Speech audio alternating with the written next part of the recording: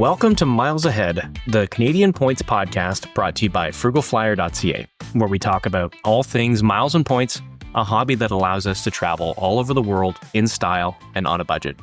I'm your host, Danny, and on this episode, I'm joined by Frugal Flyer founder, Reed, fellow contributor, Kirin, and for the very first time, Andy is joining us. Andy is potentially the frugalist of flyers, best known for his reviews of long-haul economy products and how to acquire miles even when flying with low-cost carriers. Thanks for having me, and thanks to everyone tuning in.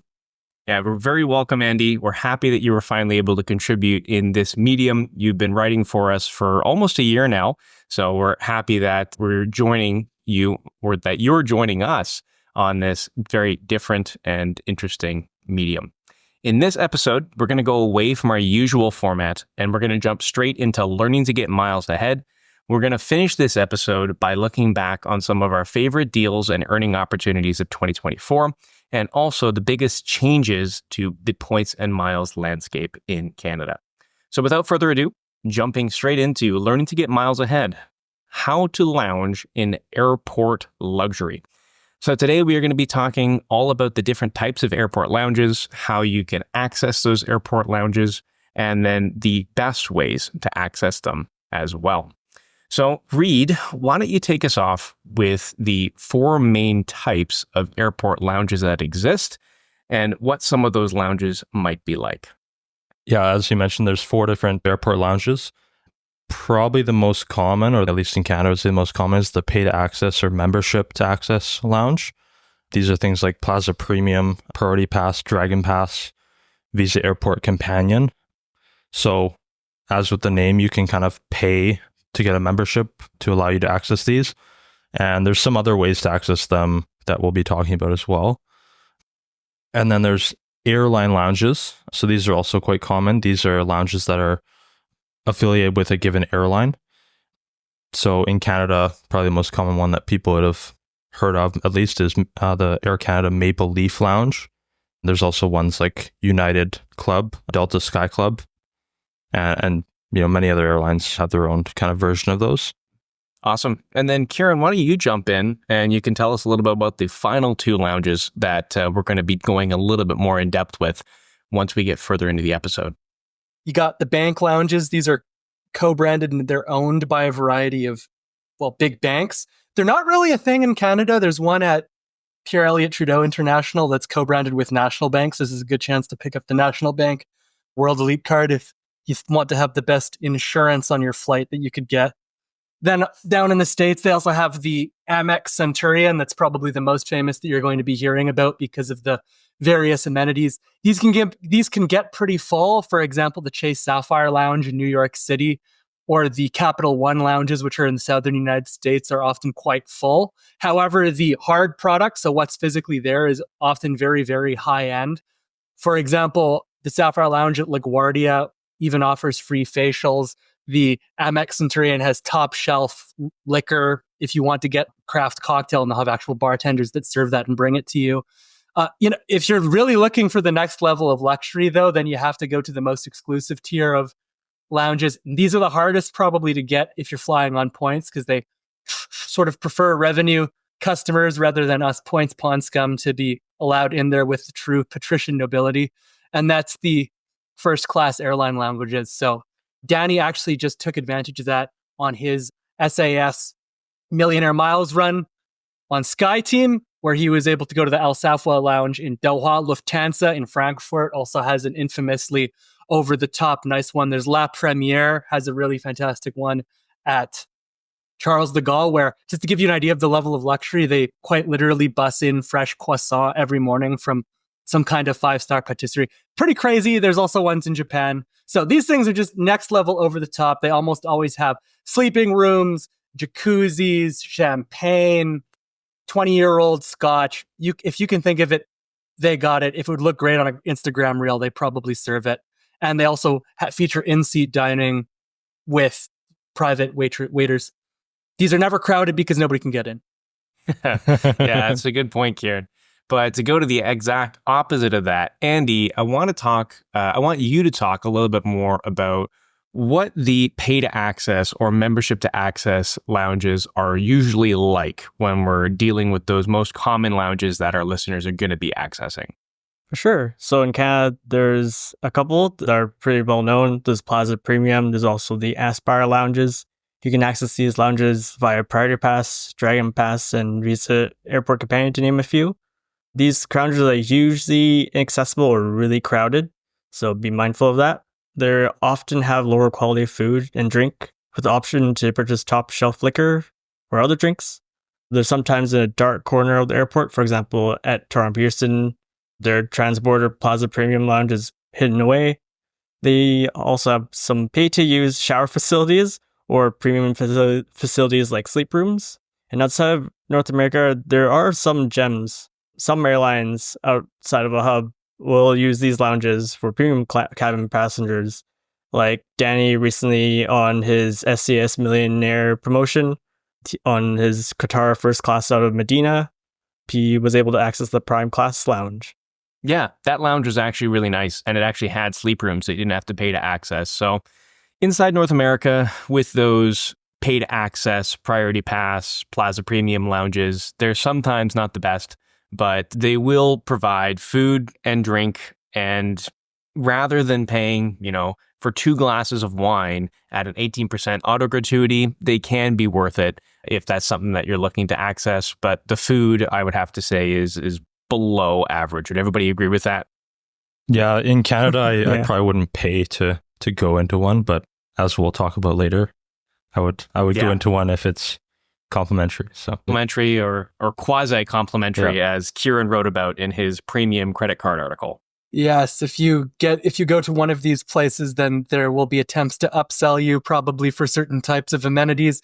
And all of the foodstuffs are likely to have sort of that thin film that happens when they've been left on a heater for too long and not being disturbed by enough people.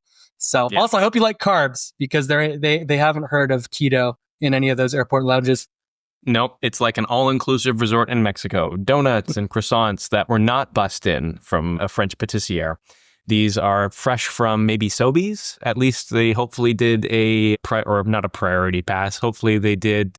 Oh, come on, guys, help me out here. What's that manufactured spending technique that has PP? Pay power. Pay power. Hopefully at least they got some pay power and where they're picking up the croissants from the Sobeys in the morning.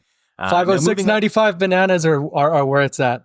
506.95 bananas. We love it. And if you don't know what we're talking about, head back to episode 1 where you can listen to us talk all about some manufactured spending techniques and our experience with PayPower. Now, moving on to airline lounges, let's see. I will have Reed talk about his experience with airline lounges in North America. Reed, take it away. yeah, so I mean, in a lot of ways it's similar. It kind of depends on the airline lounge.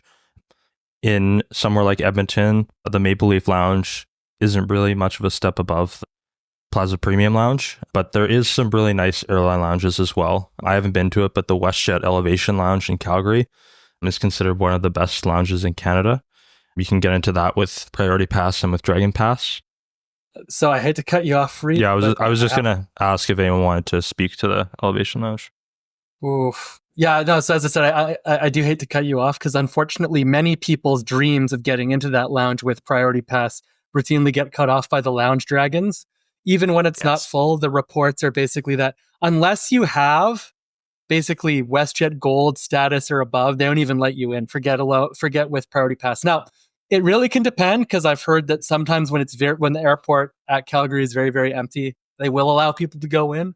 But if it's busy, trust me, the first thing that they're going to ask you as you try to go in is, are you coming in here with WestJet rewards today? And then if you say anything in the vicinity of Priority Pass, they're going to kindly invite you to get out. Yeah, so you don't officially have to be flying WestJet, but basically you should be flying WestJet to be getting into this. If you go during busy times, then just like anything, right? I mean, if you're trying to get into an exclusive space when there's lots of other people trying to get into that exclusive space, you're going to end up with a situation where the people that have status members of that particular airline lounge are going to get in first. I've had pretty good luck getting into that lounge on a few occasions. There is nothing official in the Priority Pass app that says you have to be flying on a WestJet ticket. Mhm. But yes, to everybody else's point, when it's busy, yeah, good luck getting in. That's where it's really nice to have access to something like the Maple Leaf Lounge through a premium credit card, because I find, at least in my experience in Calgary, it hasn't been ever an issue to get into the Maple Leaf Lounge there. But has anybody else had experience with that? I've been blocked most recently coming back from Turkey. That was back in October, so 2 months ago. But Maple Leaf what happened Lounge there? was no problem. Oh, I blocked just on WestJet. yes. No issues with Maple Leaf Lounge, like you said, just as reported. Yeah. And then there are a few other lounges that you potentially find accessible from airlines on Priority Pass or lounge clubs, like Aeromexico. I know that I was traveling through there on that same SAS mileage ticket, and I couldn't get in with my ticket, but I was able to get in with Priority Pass. So it ebbs and flows with airline lounges, but typically what we're going to see is a little bit of a nicer experience when you go to an airline lounge than when you're getting into a Priority Pass or Plaza Premium.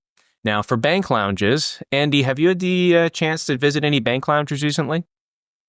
My latest, maybe like a few months ago, I tried accessing the American Express lounge in Seattle, Oh, the nice. Centurion Lounge. I could not get in. There was a line up all the way up to like the main food court area. Oh, no.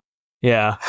Also tried to access the Centurion Lounge in Mexico City, and there was a 30-minute wait for that as well. So not as much luck nowadays. Airline lounges are getting crowded. That's true. Yeah. Depends on the airport. as well. Kirin, why don't you tell us? Oh, sorry, go ahead, Reed. What were you saying? Oh, I just said it depends on the airport too, I find. Yeah. But I mean, generally, the more exclusive a lounge is, the higher quality is going to be, the less issue you're going to have with crowding, obviously. So the Centurions are, as we'll talk about, pretty easy to access. So Yes. Centurions, actually, for Canadians, you have the most generous access policy compared to our neighbors south of the border, which is very unique in the credit card scape. So, Kirin, why don't you tell us why Canadians have the longer end of the stick and not the short end of the stick when it comes to accessing Centurion lounges? Okay, so Canadians have the longer end of the stick because we actually are still technically allowed to bring in guests. Now, the US issued platinum cards do not grant any kind of guest access. They just say, you can come in, and you can come in when it's not full, and subject to availability for as long as they wish. Whereas now, if there you is one caveat there. You can get guest access with the US Amex card, but you have to do what? You have to spend a ludicrous amount of money per year to be into the Good Boys Club. 75,000 US dollars, or if my math is good here, about $6,800 a month in US funds on your card just to be able to bring a guest in. So not worth spending. And Danny, correct me if I'm wrong, but at the current market rate of exchange, that's what, like 300,000 syrup pesos or thereabout? That's right. Yes. Yep. Yeah. Sky sounds about pesos correct. is what we refer to Delta Sky Miles as, and probably Sky CAD or Sky Canadian Dollar currently coming here. Yes. I think I was exchanging money. We're currently living in New York City, so I send quite a lot of money from Canada to the US and vice versa. And I'm pretty sure I paid 1.41 Canadian dollars to US, which is just absolutely insane. But getting back on topic, the Canadians do get the better end of the stick because we do not have to spend $75,000 on our platinum cards. All you have to do is hold a platinum card and you've got access to the Centurion Lounge. Now, when you can get in, which we've talked about being a problem, what are those lounges like, Kirin? I mean, so they are busy. I want to be very straight up here. These high-end lounges are busy.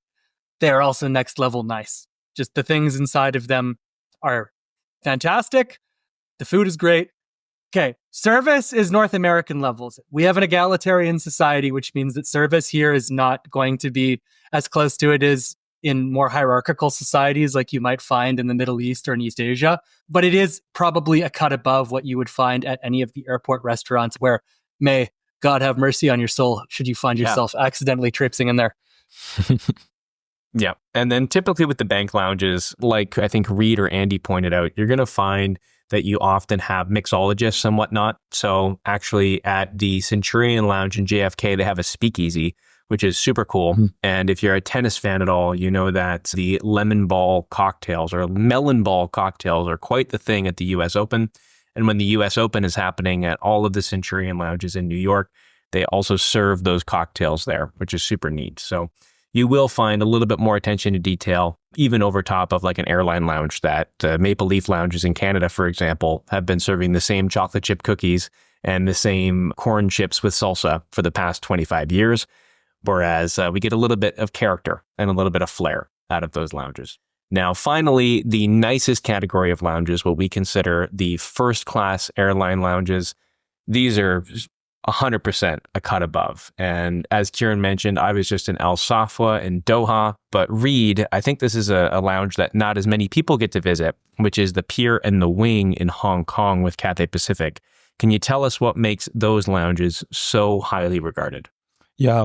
So we went to both of those. I dragged my girlfriend from the Pier to the Wing because I wanted to go to both before our Cathay first class flight.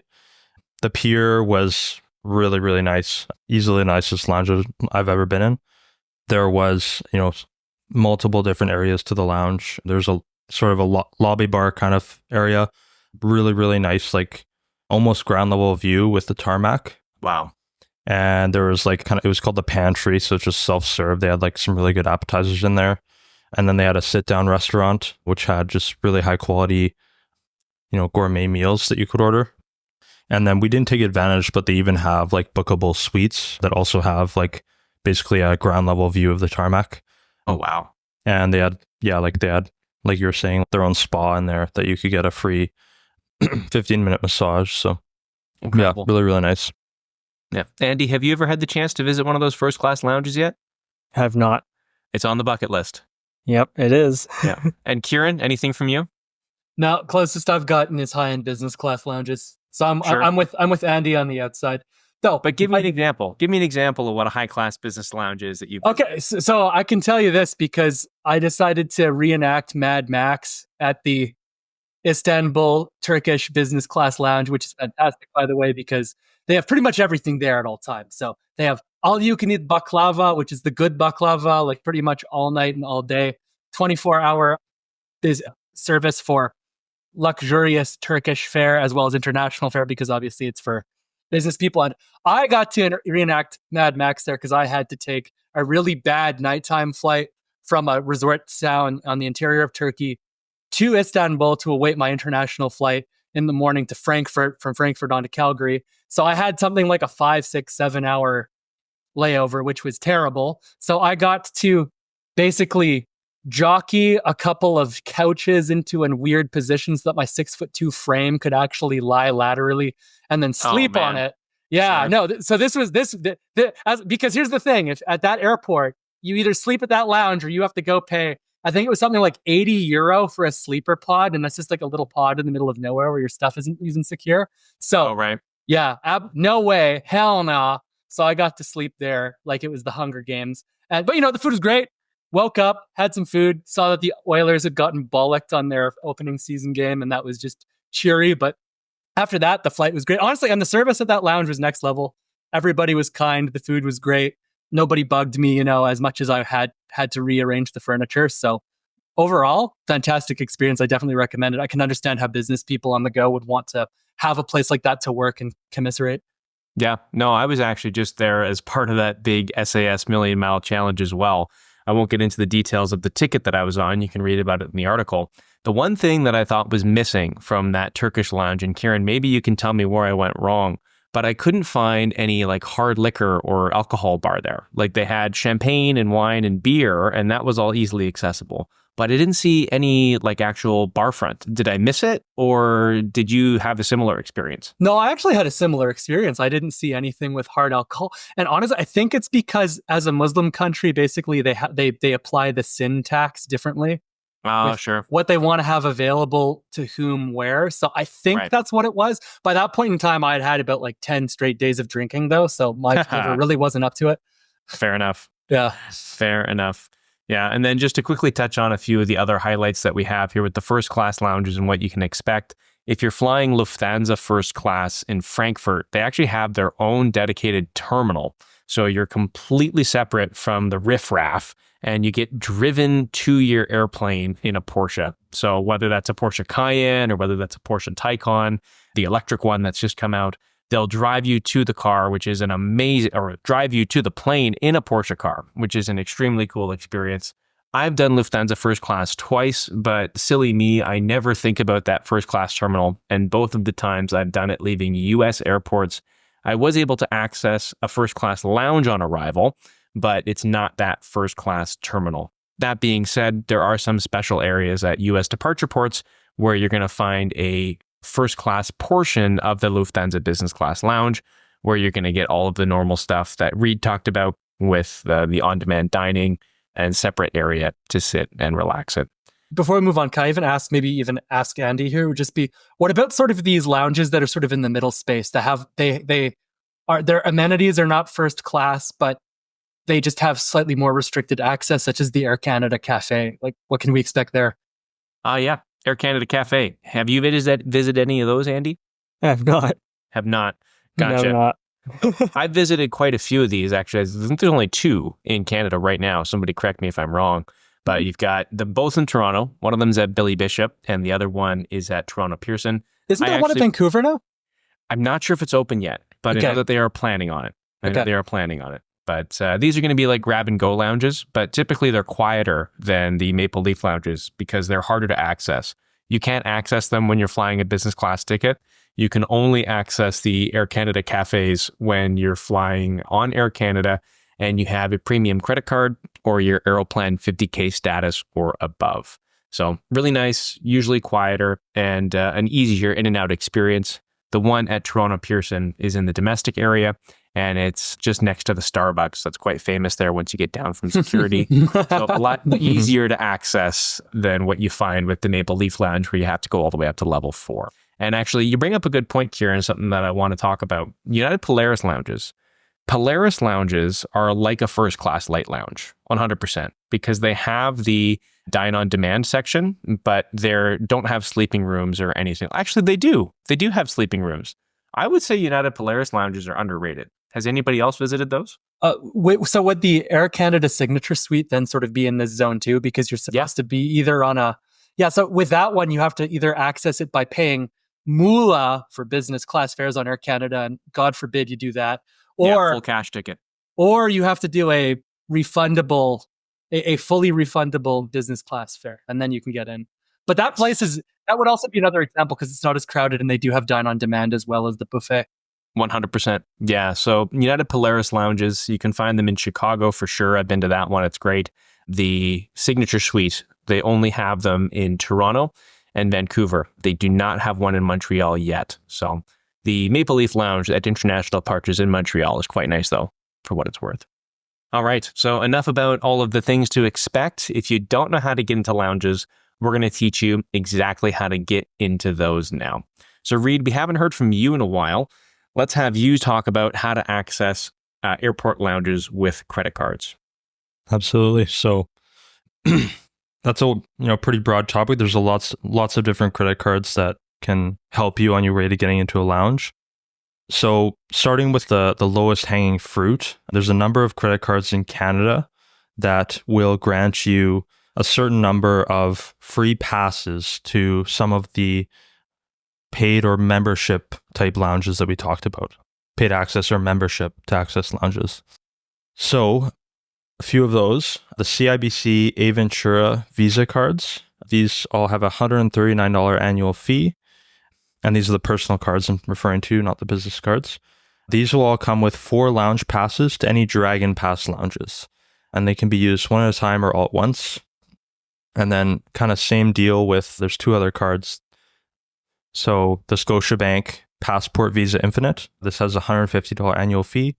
Sometimes, not currently, but quite often, the first year fee will be waived on this card. And this will give you 6 lounge passes to any Dragon Pass lounges.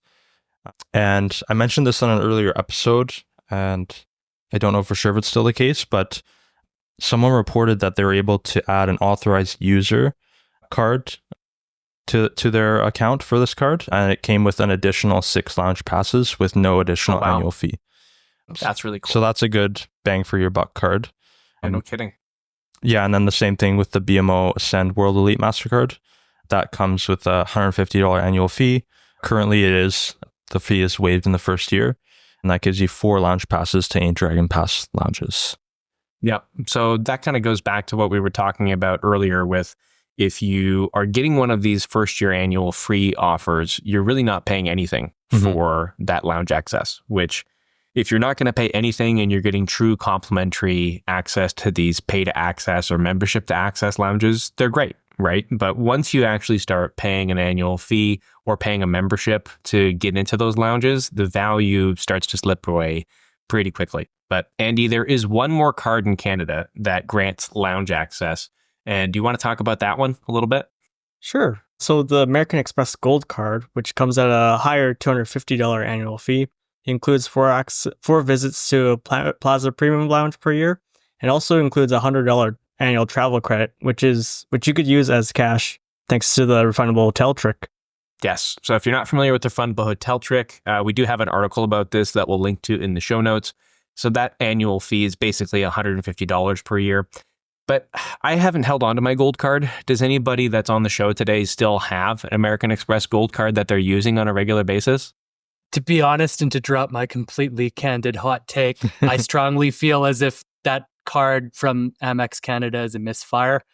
It just doesn't do anything well. It doesn't do the earning rate well the way that the Cobalt does, and it doesn't do the premium experience as well the way that the Platinum does. And they reclassified it from a charge card to a credit card, so you can't even use the whole excuse of it has no preset limit. As I said, maybe if the vice president of cards is listening to this for some reason, I think you took an L on that card, buddy.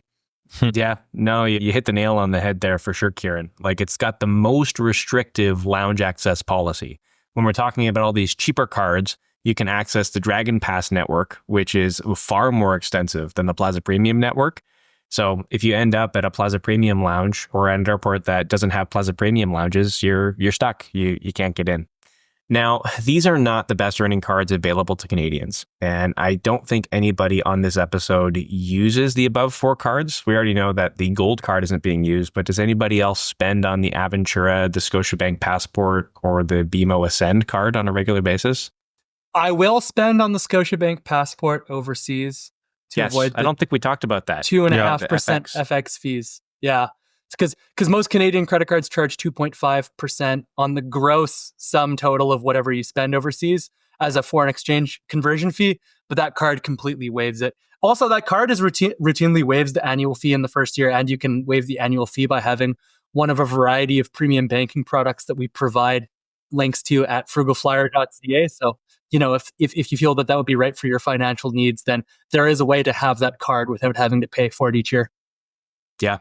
No, that's a really good point, Kirin. And then the Scotiabank Passport read, with the Flyer Funds program, you often offer rebates on that card. Is that right? That's correct, yeah.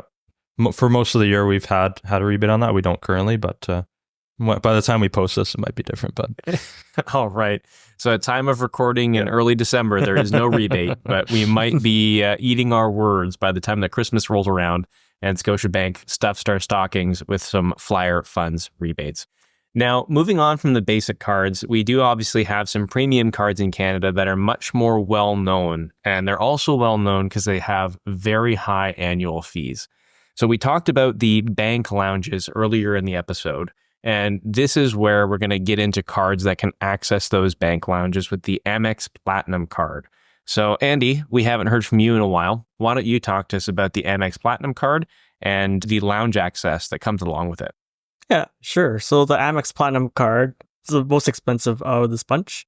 It comes at $799 Canadian per year. It comes with Priority Pass, which requires registration. It also allows access to the Centurion lounges, as you mentioned earlier, with one guest. International Platinum cards will allow guests, whereas the US issued Platinum cards do not grant access, which also means you have access to the Delta Sky Clubs, but you cannot be flying on a Delta Basic Economy ticket. Yes, and that's a new change that took place earlier on this year, I believe. So if you've gotten into the Sky Club before without having to buy a main cabin or above ticket, that's changed now. You cannot be flying on a Basic Economy ticket. So if you want to take advantage of that Sky Club access, they're worth it. I really enjoy Sky Clubs. I think they're some of the better airline lounges out there on a consistent basis. Has anybody else accessed Sky Clubs on a regular basis? Not me. No? Okay. So the one at LAX in particular, they not only have a outdoor open air bar that overlooks the apron, but they also have a all-you-can-eat taco bar. So it is absolutely fantastic. If you have a chance to connect through LAX, highly recommend connecting through there. I would never advise you to leave the airport at LAX. That is an absolute disaster. But flying through LAX on a Delta main ticket or above with an MX Platinum, it is a lot of fun. Well, I'm flying back. I'm flying back from California, from Ventura on New Year's Day. So hopefully my hungover derriere will get to enjoy this all-you-can-eat taco bar, because we're going to find out exactly what WestJet member exclusive fares code has under their system. Fantastic. Yeah. I love it. Now, Kirin, I think you actually have a Aeroplan Reserve card. Am I correct in assuming that? Yes, you are. I still am Fantastic. holding that 599 beauty each year. Yes. And do you have the personal or the business one? I have the personal version. So Personal version. All right. So at $600 a year, what is the lounge access that you get access to? okay, so this is where you have to be aware that asterisk terms and conditions do apply. So the lounge access that you will get is Maple Leaf lounges within North America. Yep. Basically, that's allowed. Now, I have also heard, I'm not saying that it's happened every time, but I have heard that people can also sneak into sun destinations such as Mexico or the Caribbean. I don't think that's supposed to happen, but maybe they just allowed that to happen a few times a couple years back. Can't comment on it more than that because I'm not 100% aware. It also does give you access to the Air Canada cafes, which are both at Billy Bishop and at Toronto Pearson. So I've held the card for slightly different reasons, which has had to do with some of the features that it has with rollovers and some of the features that has to do with status. But in terms of what it's able to do for your lounge access, those are nice little pieces of gravy that it gives to you, because it is nicer to go to the Maple Leaf. It's nicer to go to the Air Canada cafe in place of the Maple Leaf lounge. The food's slightly better. They bust in Montreal style bagels, and it's just quieter. Yeah. Now, I saw in the marketing that the Aeroplan Reserve card also gives me a Priority Pass membership. So does that mean it's the best of both worlds? Yeah, you're going to have to fork out $35 American, which is $50 Canadian, every time you walk into a Priority Pass lounge. And frankly, gentlemen, I would not spend $15 on such a ticket. No, it's not worth it at all. Unless you're going to plan on drinking like 7 drinks, then it might be worth it. Like 7 alcoholic beverages, you can drink your way to value. But that is so not worth it, especially when we can use all of the tips and tricks that we have that we talked about with the Scotiabank Passport. What Reed was talking about with 6 accesses and then also having the FX fee. I think that might have just sold me on using some flyer funds when that rebate comes back to apply. And Andy, I want you to take it away with the Aeroplan Visa Infinite Privilege cards. So these are issued by CIBC and TD, and basically the cousin cards to the Amex Aeroplan Reserve. What is the lounge access there, Andy? So you have the same access to the Maple Leaf Lounge and the AC Cafe, and also includes 6 Dragon Pass visits, so including the Plaza Premium lounges that we said earlier. Yes. So I personally think that if you're going to hold one of them long term, and when I say one of them, we're talking about the Aeroplan Premium credit cards. We do have an article on the site that goes through all of the differences between the Amex Aeroplan Reserve and the Aeroplan Visa Infinite Privilege cards. So you can make the decision. But when it comes to a card to hold long term, I've personally chosen the Aeroplan Visa Infinite card offered by TD. And the hot tip on the podcast here is that you actually don't have to provide proof to TD that you qualify for the income requirements. If you do a product switch via phone, not only do they just simply ask you for a verbal confirmation, but they also don't require you to have the $10,000 minimum credit limit. Has anybody else had a similar experience with that? With not being asked to provide income? Not being asked to provide income, and then also the credit limit restrictions, because normally when you apply for that card, the lowest credit limit you can ask for is $10,000. I don't know about you, but many of my friends are dating Austrian archduchesses who bring in a huge amount of money from their ancestral lands in and around Yes, Miss Salzburg. Delvey. Yes. Good old household income line. It provides many a luxurious vacation. Now, the last thing to talk about here is that the terms and conditions for those Aeroplan Premium Visa cards are a little bit problematic because what is currently listed there is that you get the access of one guest until December 31st, 2024. However, when we review the same terms and conditions with the Aeroplan Reserve card, there is no date listed. So I pose the question to the group, what is going on here? Is Visa cheaping out, or is this just simply a semantics in the terms and conditions? I think it's a 50-50. It's going to go one of two ways. Either what they'll do is that they'll just have that rider in. They could lose it every year, but they'll just renew it every year. And you'll always see it's legitimate. And then the 50% chance on the tail side, I think, would be that they just nerf it. Because, I mean, I'll get to this more in our year in review section, but the Canadian credit card market has really eaten a series of nerfs since about mid-2023. And it's just been getting worse over time. So, we can talk about that more, but I would suspect that there is potential for that to be yoink. Yeah, you never know. It might just be like a contract thing. That would be my optimistic interpretation. And yeah, hopefully it continues. It would be weird to have like those premium cards not have that access, but the premium Amex cards do, or card does. So yeah. Andy, any thoughts? Same thing. I think it would be weird if just the Amex had it, but if Visa didn't, then it's a bit of a gap between the two. Yeah. So I might be eating my words in saying that the best card to keep long-term of the Aeroplan premium cards is the Visas with those 6 Dragon Pass visits. If you can't bring in a guest, that is going to be an awkward conversation with your friend or significant other on why they can't access the lounge with you. Now, moving on to accessing with status, this is probably one of the least common ways that people do access the lounge. And if you're listening to this episode, then I imagine you're looking to access as cheaply as possible. Accessing with status to airport lounges requires you to have a pretty high level of status. Knowing that there are 3 major airline alliances is important, and general mid to high tier elites with one alliance member can access not only their own airport lounge. So for example, for me, I am an Air Canada Aeroplan 50K member, which means that I can access Maple Leaf lounges whenever.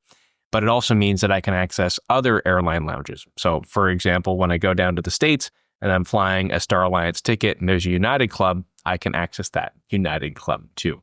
Star Alliance Gold will even allow access to better lounges some airlines. So if you're flying on a business class ticket with Swiss or Lufthansa, they have their regular business class lounge. They also have something called a Senator Lounge, which is very similar to what we find with the bank lounges, where sometimes they're not as crowded.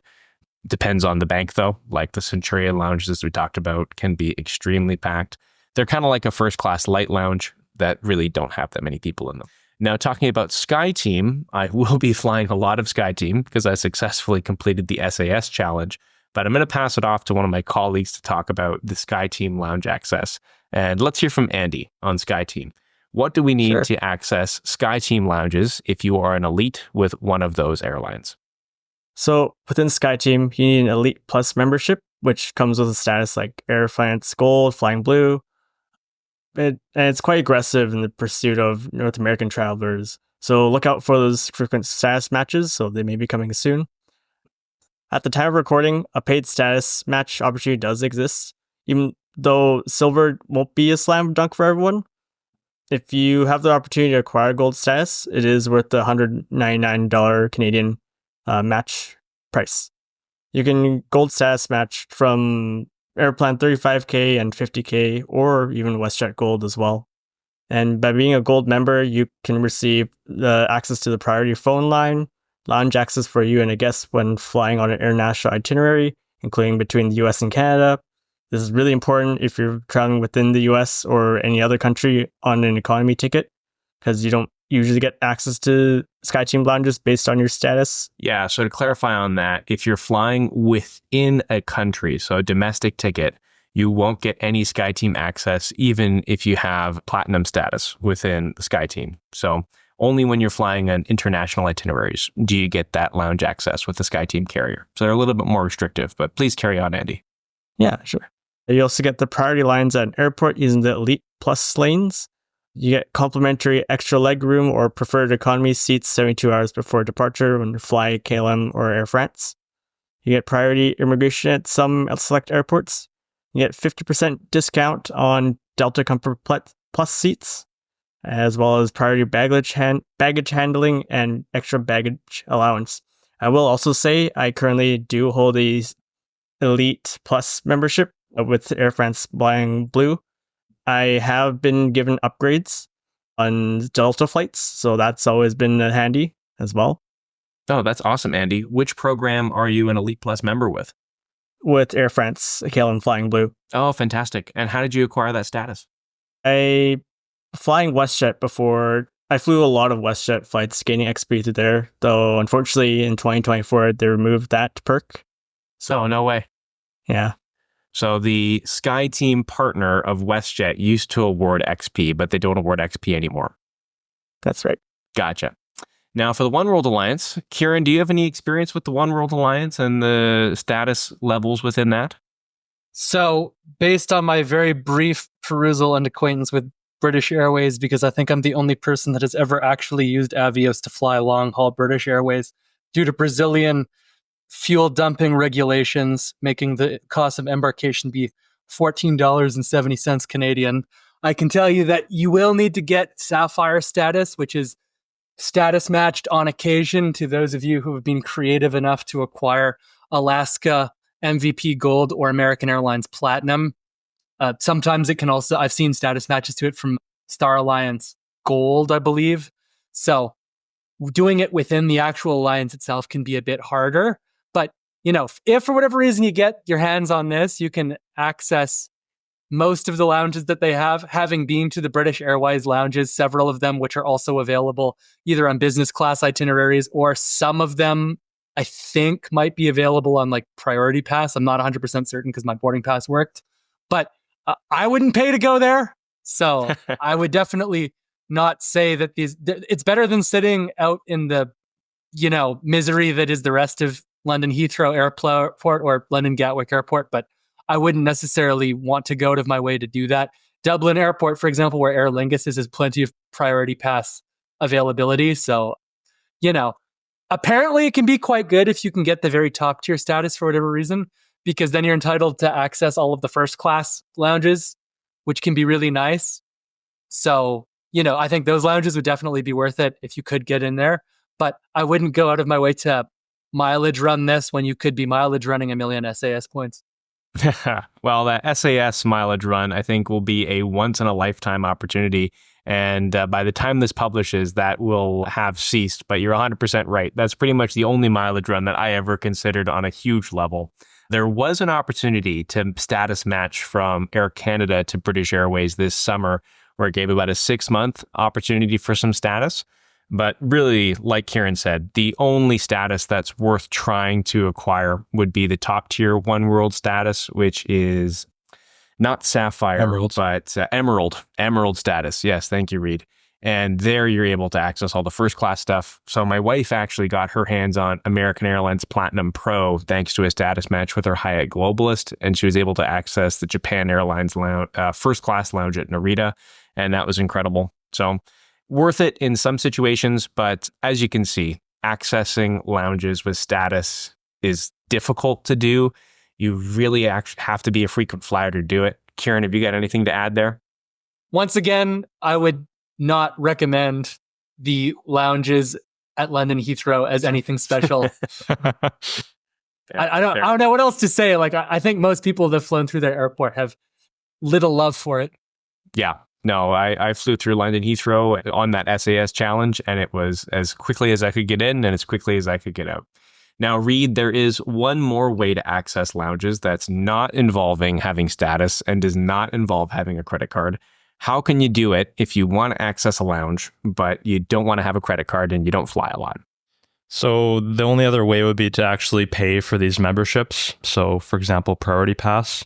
I think all of us would not recommend this. You can look on their website at the cost of these memberships. So for the Standard Plus membership, which is the first membership where you actually get complimentary visits to these lounges, it's US $329 per year. So, I mean, even for 10 visits, that's you're basically paying $33 a visit. So it's not really, it's hard to justify that value, especially when we have all these other avenues through credit cards. So. And that's 33 freedom dollars too, right? So, I mean, like Kirin was talking about, we're talking about basically $50 Canadian to access these lounges. Even at 2 glasses of wine with 18% auto gratuity, you're still better off doing that and going to an airport restaurant where you're going to get real food rather than having to peel the skin off the tomato soup as you pour yourself a bowl. Now, lastly, there is a lounge loyalty program that I know nothing about, but Andy Lee Young, our frugalist of flyers, is always grabbing points for the Plaza Premium Smart Traveler program. And maybe he can convince us by the end of this episode that we need to be doing the same. So Andy, please tell everybody about that program and why they should be collecting points. Yeah, I was flying through Waivera one day, and then I saw that the Plaza Premium had a loyalty program. So obviously I signed up. It's called Smart Traveler. It's Plaza Premium's lounge loyalty program where travelers can earn points on every visit, including access with an eligible credit card or airline voucher. Travelers using benefits can only earn 100 points, whereas travelers who pay to get in earn 150 points per visit. You can also earn 9 Smart Traveler points per US dollar when booking Qatar Airways flights through a unique link on their website.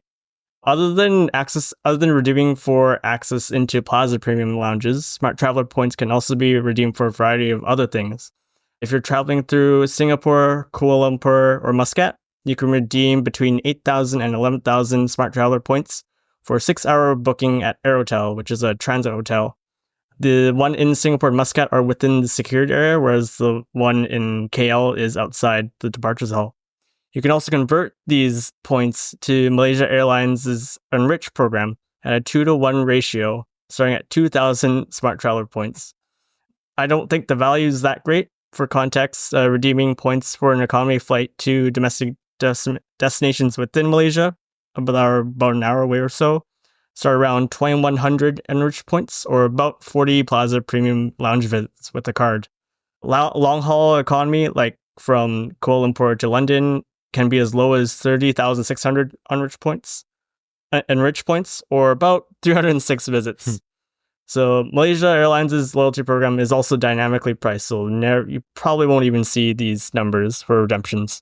Wow. So that sounds like somewhat of a rewarding program, but if I did my math right on that, you said it's 100 Smart Traveler points per visit if you opt to collect points with a membership like Priority Pass or Plaza Premium, right? That's right. So to get a sleeping room or a transit hotel is 8,000 points. So 80 visits in order to get a 6-hour sleeping room. That's right. Yeah. Okay. I don't know what consultant got paid to come up with this, but whoever that was got away with highway banditry. No kidding. I mean, I'm curious to potentially try and collect some of these points, but 80 visits for a 6-hour Aerotel in Singapore, Kuala Lumpur, I mean, those are hubs, so I could potentially see myself using that, but wow. That is a high redemption rate. Maybe some Malaysia Airlines Enrich points. Reed, what's your thoughts? I think you might end up finding yourself researching and reading Kirin's article on orphaned miles and points. Yeah. If you're collecting Smart Traveler points. Yes, that is, I think, a very, very good point. All right, so that'll pretty much wrap up our Learning to Get Miles Ahead segment, How to Lounge in Airport Luxury.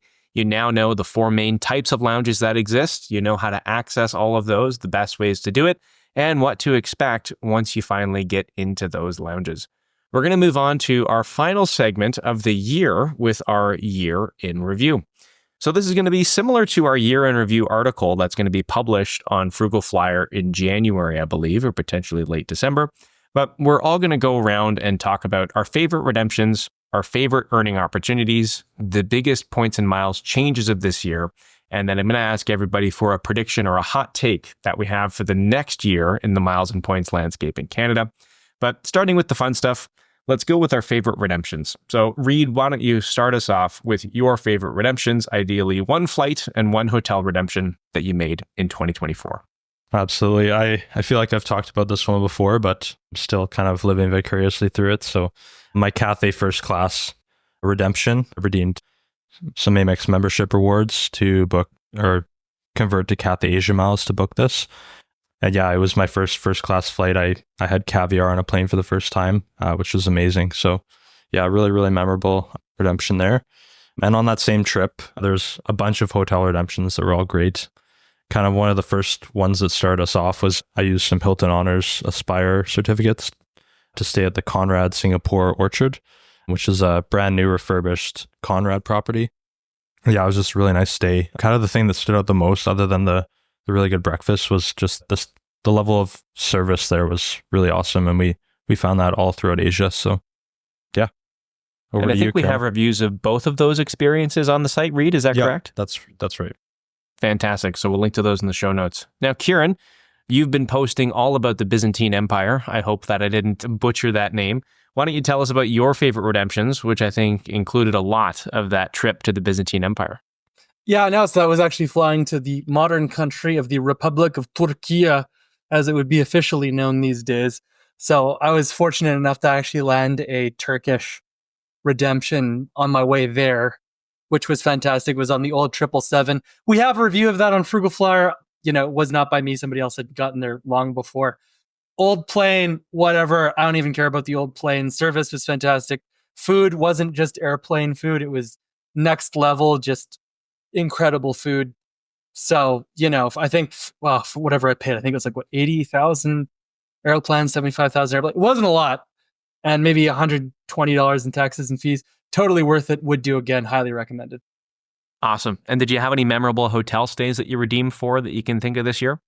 This year? Yeah, so I had a couple. I got to go to the Westin Tokyo. That was on a industry rate, so it was cash, but it was very discounted. And that was probably one of the most extra over-the-top hotels that I've ever been to in my entire life. I got to try out the JW Marriott in Sao Paulo, which was formerly the Four Seasons, and then that was also incredible. The hotel itself was incredible. The neighborhood it was in kind of this boring shopping district. And then in Istanbul, I was fortunate enough to try the hotel called the Orient Occident, which is sort of a confusing name, but it was a beautiful boutique hotel. A little bit loud because the walls were thin, because I think it was built sometime in the 19th century, but aside from that, really nice. So that wraps my memorable hotel trips. And there is a review of that one on Frugal Flyer, I believe, as well, right? Oh, yes, there definitely is. So I recommend it. Awesome. Andy, what was your favorite redemptions of the year?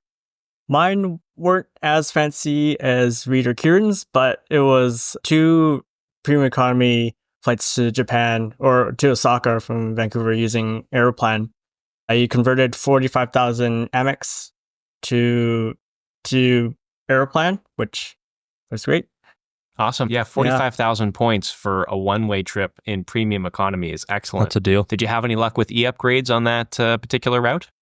I do not have Air Canada status, so no upgrades for me. Oh, Kirin, did you have any luck with your e-upgrades this year? Yeah, so I actually went on a flight to Japan as well in premium economy. That was about 70,000 points. It cost a bit more, but my e-upgrade, so I got to get business on the way there. Way back, I was in premium economy, but it didn't even matter because I just fell asleep. Yeah, that is one great thing about booking premium economy cabins with Aeroplan points, is that you're in front of everybody who's booked in the economy cabin. So even if there's a super elite million miler that's booked into economy latitude, if you are a 25K member, or you have to be at least a 25K member to have e-upgrades, you will be in front of them. For my favorite redemptions, it was honestly hard to choose for what I wanted to bring up. There were so many cool things that I got to do this year. We went skiing in the Swiss Alps with my parents, and then we were also able to take my wife's parents down to Mexico for an all-inclusive vacation. So spending time with family with miles and points was definitely the best experience that I had.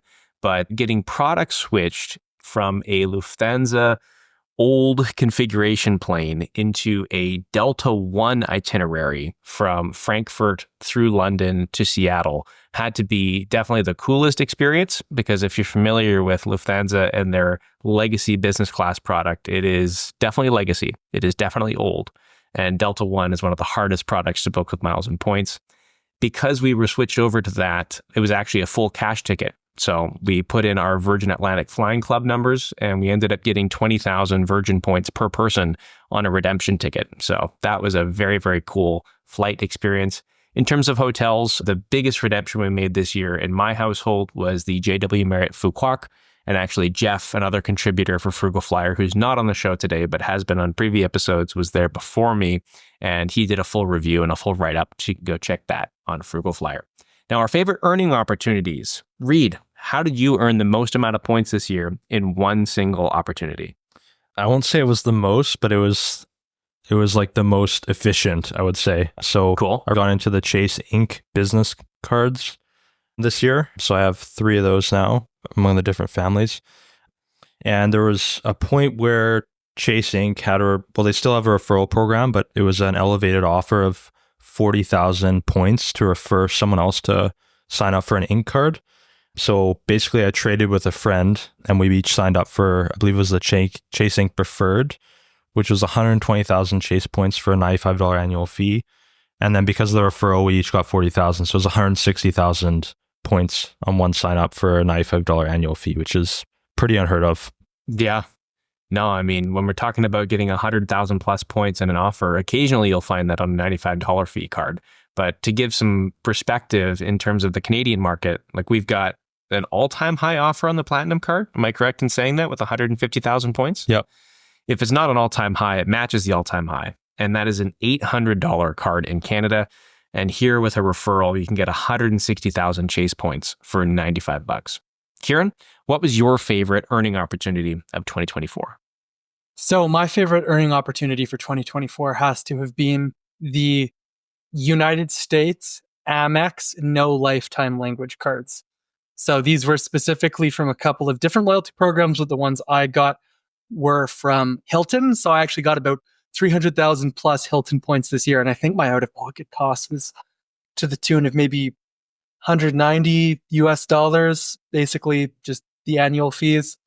Right. And then maybe $5,000 US in spend. So it was very reasonable and it was a lot of points, completely outsized compared to the amount of money that I had to put in. Yeah. And how many cards did you open with those no lifetime language offers? Only 2. So, and then, and I also got a free night award with that too. And the Hilton free night awards are incredible because they can be used anywhere. Yes. Yep. Yeah, we have an article on that, the best places to use your Hilton free night awards. There are some amazing opportunities where you can get great value, like the Waldorf Astoria in the Maldives, but unfortunately, there is very limited availability there.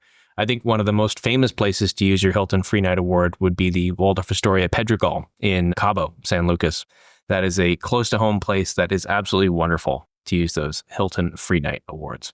Andy, what was your favorite earning opportunity of 2024? So mine isn't a bonus offer that you get when you sign up with the card, but mine's a more consistent offer that's annually. Yep. That's annual. The Marriott's Q2 Elite Night Credit promotion, where they give you an additional night every time you stay paying cash, as well with an additional 1,000 points. It's especially useful when I don't have access to a US Bonvoy card, like the Bonvoy Brilliant, which includes Platinum Elite status. So with this promotion, I'm able to maintain or even go up to higher status levels as well. Yeah, no, I love that promotion myself. And I think with the changes we saw that we'll talk about a little bit later, but earning 25K status now with Marriott Bonvoy Titanium status, using this double Elite Night credit promotion, I think really is going to have a lot of value going forward. My favorite earning opportunity was also on a US card. If you're sensing a trend here, it's that we either want US cards like Andy, or we all have US cards like the rest of us. I was able to earn 30,000 referral points by sending a referral link to a friend on my US Amex Gold. And as part of that promotion, not only did I get 30,000 referral points, but I also got a boost in my earning rate where I get 10 points per dollar on US, or not on US restaurants, but on any restaurant that I spend money at worldwide. The base earn rate on that card is 4x. So it's kind of like the Amex Cobalt card in Canada, but it meant that I was earning 14 points per dollar at restaurants, and I could stack that with other portals. So there's something called the Built Rent Alliance down here in the States, and they have a neighborhood dining portal. And I was able to sometimes stack with the Built portal and another restaurant dining portal called Seated, where I was getting 60 to 70% back in value on my dining bills here in New York City. So it was absolutely incredible. We were dining out all summer long, and I ended up receiving back insane value from that promotion. So that was definitely my biggest earner of 2024. Now, the biggest changes to miles and points in Canada. Reed, what do you have for us in your opinion? What were the biggest changes that happened? I'm not sure it's the biggest change, but it's really welcome change for me because I've been not struggling, but I haven't been able to have Aeroplan status for the last year or so. And this year, we talked about it a bit on this episode and on previous episodes. This new partnership with Marriott Bonvoy and Aeroplan, and it is a reciprocal partnership, but especially valuable is the fact that you can now automatically get Aeroplan 25K status just by attaining Marriott Bonvoy Titanium Elite status. So I'm looking forward to benefiting from that in 2025. And then on the flip side, I would say this is, one of the biggest negative changes that we've seen in Canada. And this is kind of a multi-year thing, I guess. But we lost the MBNA Alaska Airlines credit cards. I believe that was in 2023. But it was kind of elongated this year because MBNA teased that there would be this one-to-one transfer of MBNA rewards to Alaska. And they kind of dropped the ball on that where it's not a permanent thing. It's just a one-time thing. And then there would be no way to basically transfer, after November of this year. So there's really, the biggest loss there is there's really no way to earn Alaska miles in Canada anymore. And Alaska miles are a super useful airline currency. So that's a big loss for us. What about you, Kirin? Yeah, no. So for me, my, I guess, positive change, I would say, would actually build off of yours, Reed, which is that, we lost the MBNA Alaska World Elite. And that's something that we're all going to have to mourn because it was truly magnificent when it existed. But in its defense, Alaska has actually done something positive by limiting the amount of miles that it gives out and the people who can access its program. It is one of the last of the dinosaurs. It has maintained the existence of an award chart with outstanding value and an incredible network of partners and no ridiculous fuel surcharges. Those have gone up a bit, but they are really not at the levels of obnoxiousness, I would say, that other loyalty programs have gotten into. Because, it's not fun to have to go and book a business class flight or even an economy flight and be 250, 300, 400 USD out of pocket. That's just not cool. So I appreciate the fact that they haven't gone that way with that particular program. And then if we were to talk about the negative change, I would just say that the absolute state of the Canadian credit card earning market has been poor, especially since sort of mid-2023, but especially since earlier this year. Basically, the welcome bonuses are at all-time lows. The spending requirements are high and take a lot of time. There's lots of 14-month, 60-month, 17-month language. And maybe that's natural for these businesses because too many people have been hitting the, getting too many cards game. But it just means that the Canadian market as a whole is less competitive than the American credit card market. So that's just regrettable because lots of people are in Canada and, most Canadians just use the Canadian market. So I think that the other thing that has sucked definitely has been that there have been some clawbacks in certain programs over the past year, which is never any fun. So, that's just sort of my thoughts on the industry. Right. Yeah, just to quickly bounce off that clawback thing, Kirin, I know about obviously the Aeroplan clawbacks, but is there any other program that you've witnessed clawback points? Yeah, I know. So Aeroplan, I think, would be the biggest one. I have definitely heard through the grapevine that there might have been some other ones down south. I just don't know what they are specifically. No, yeah, fair enough. All right, Andy, let's hear about your biggest changes, positive and negative, in 2024. I would build off a little bit from Reed. I'd say the airline partnerships with Marriott in general. So he touched on Aeroplan. I'm going to touch on Singapore Airlines Flyer. For Singapore Airlines Flyer, they have a Marriott status match at the moment, where I was able to status match my Titanium to KF Silver with the challenge if I fly 4 segments, including basic economy, to Flyer Gold, which I took advantage of. My negative is that the Cobalt's 2x earning rate for travel was reduced to just 1. That card has a lot of good travel benefits, especially for people who don't have access or can't afford the Platinum card. Yeah, no, all really good points, Andy. So I didn't realize that you did that status match with Singapore Airlines Flyer. So you now have Star Alliance Gold status. That's right. Have you been able to put any of that status to use when you're flying within Canada? Because theoretically, you should be able to access Maple Leaf lounges if you put your Flyer number on your ticket, right? That's right. I have. Most recently, I did a trip from, where was it going? Tokyo back to Vancouver via LA. Yep. I was able to access both the United Airlines lounge at LAX as well as the Maple Leaf lounge, though Maple Leaf didn't allow me to go in until 3 hours prior. Kind of sucked, but oh well. Okay, well, my biggest points changes of the year. In terms of positive changes, I think that it has to be Hilton is finally relevant again in the points and miles space. So Kirin talked about it with some of his best earning opportunities and the no lifetime language offers. But when we're looking at Hilton, they used to be really not that exciting. But we've seen them now add small luxury hotels, which is probably the best independent hotel alliance, where you've got these amazingly luxurious properties that you can book with Hilton points or Hilton free night certificates. So I can speak to those hotels personally, as I was able to stay in Milan at, I can't even remember the name of it. I think it's right across from the Park Hyatt Milan. But anyway, there's a review that we have on it on Frugal Flyer. And the Galleria Vic Milano, I knew it would come to me. And it's actually inside the Milan shopping center, which is absolutely beautiful, the Galleria. If you're familiar with that, or if you're not familiar with it, that's where they shot the new Willy Wonka movie. There's actually scenes that happen inside there. And my view out of my window was the Galleria in the morning. So Hilton being more accessible when we're talking about having better hotels and also earning points, I think that's a good thing. In terms of negative, I'm going to bounce off of Andy's idea with the Cobalt card. It's been pretty widely reported that, unfortunately, the Cobalt card has lost its ability to earn 5x rewards internationally. So when you are charging international payments to that card, you used to earn 5x no matter what. Now it is down to 1x. Has anybody else been able to confirm that with personal experience?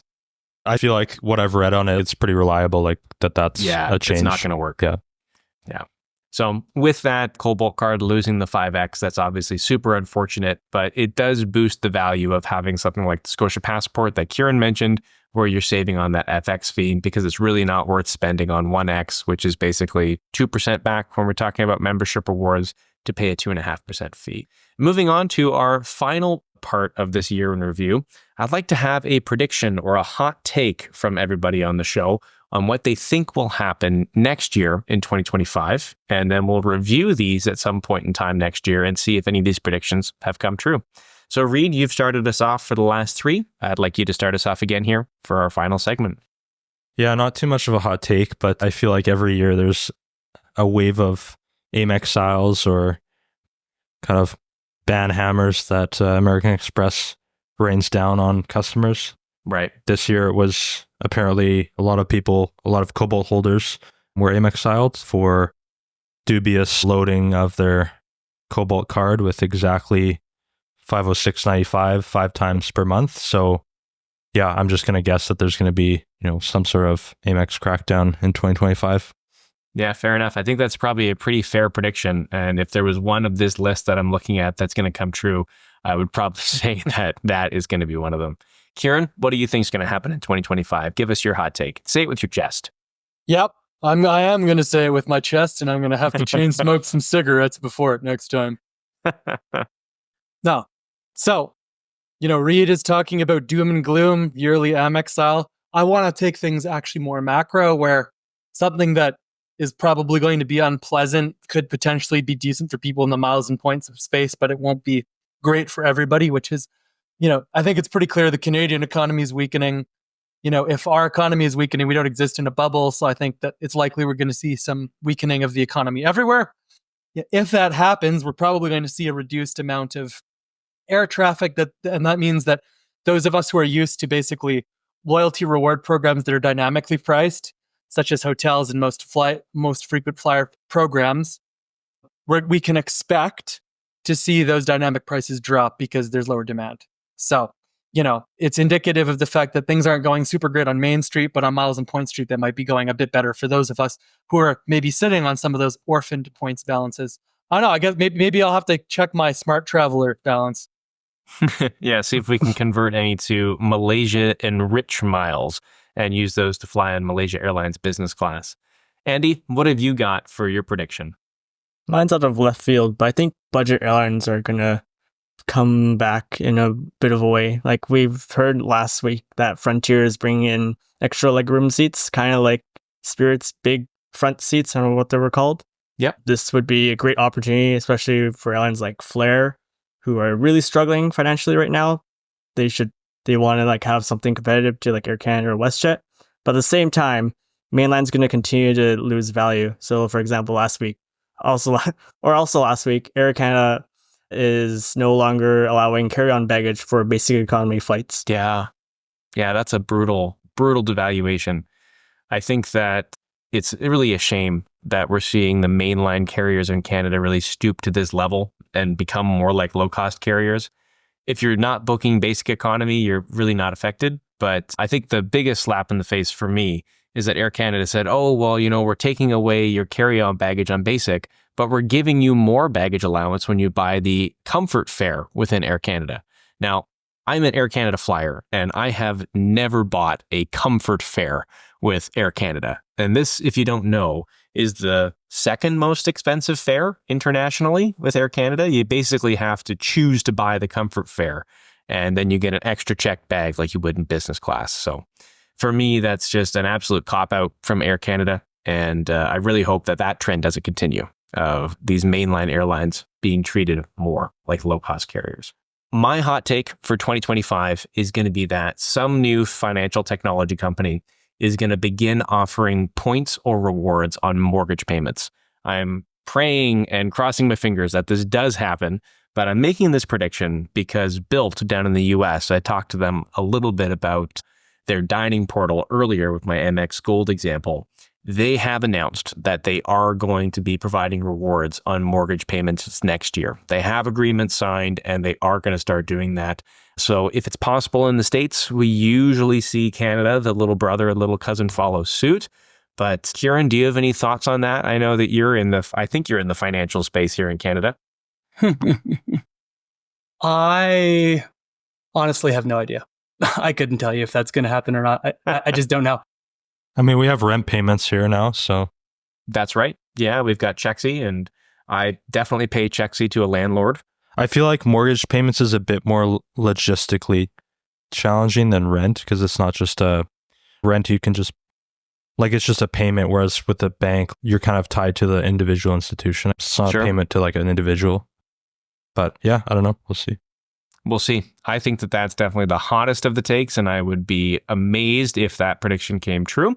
But hopefully that somebody in Canada that's a young whippersnapper can figure out what's going on down in the States and make that come true for Canadians as well. Now, to finish off our last episode of the year, we do have a question from email from Jacques. Now, Jacques says, I am slowly beginning the process of obtaining American credit cards. I will naturally start with American Express. However, the Chase Aeroplan card particularly interests me once my credit is established down south. However, it is specified that transactions in foreign currencies are not calculated for obtaining Aeroplan status. And what Jacques is talking about here, just to interrupt his question, is if you spend $15,000 on that Chase Aeroplan card, you're given 25K status. What he says now is asking if it's possible to pay in Canada by choosing to pay in US dollars on current transactions in Canada. Now, that's an interesting way to frame it, but basically what he's saying is if I'm at the register in Canada, can I choose to pay in US dollars? He knows that the rate would certainly not be advantageous, but the status of 25K by spending $15,000 certainly would be. I'm going to go to our resident Chase Aeroplan card expert, who just happens to be in this episode, Mr. Kirin Sang. Kirin, what is your experience obtaining 25K status by spending $15,000 with the Chase Aeroplan card? Yeah, I mean, once you hit the $15,000 spend and it hits your account and the transaction is posted, you're going to get the 25K elite status. The other great thing is that if you do the 50K USD per year, then as soon as that hits your account, then you are going to be upgraded one tier. So for example, if you had organically earned 50K status and you spent 50K USD on that card, you would actually go to 75K status.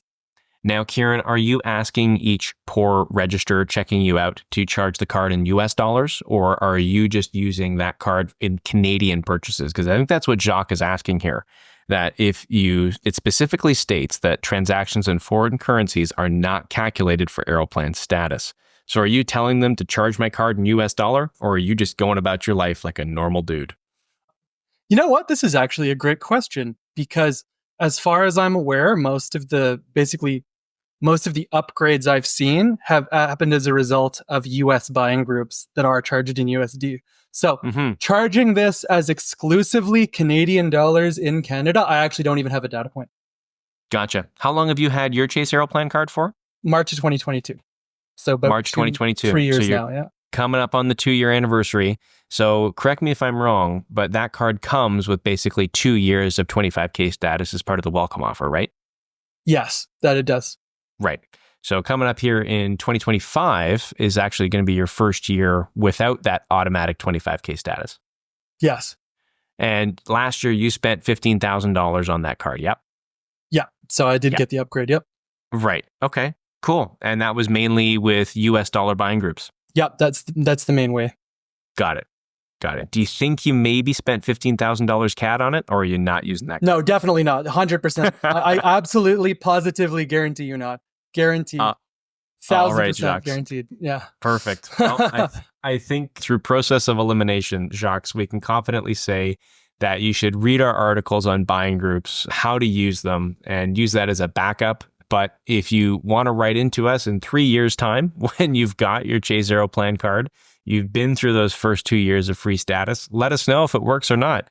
But because that card does come with free status for the first 2 years, I would be less concerned about those foreign transactions or the transactions in foreign currencies. So that'll wrap up this episode of Miles Ahead. If you enjoyed this episode, please leave us a review or a rating wherever you're listening. Give us a thumbs up and a 5 stars wherever that may be. If you have any questions that you'd like to be answered on air, you can write into us on the podcast page on frugalflyer.ca. We thank you very much for listening, and we'll see you in the next episode.